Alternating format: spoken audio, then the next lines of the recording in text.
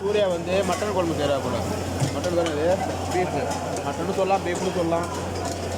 இந்த பீஃப் வாங்கணும். இதுதான் யானைக்கால். போய் பார்த்துக்க சரியா, நாங்களும் சமைப்போம் பீஃபு சரியா. யாரு? சூர்யா.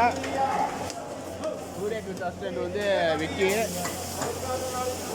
இது குண்டெல்லாம் மாற்றியாச்சு பண்ணி நீ வச்சு. அதெல்லாம் யாரும் தப்பா நம்மளுக்கு இல்லையா?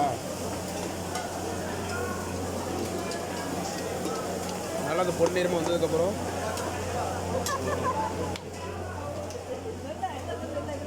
அதுக்கப்புறம் தான் போடுவாங்க.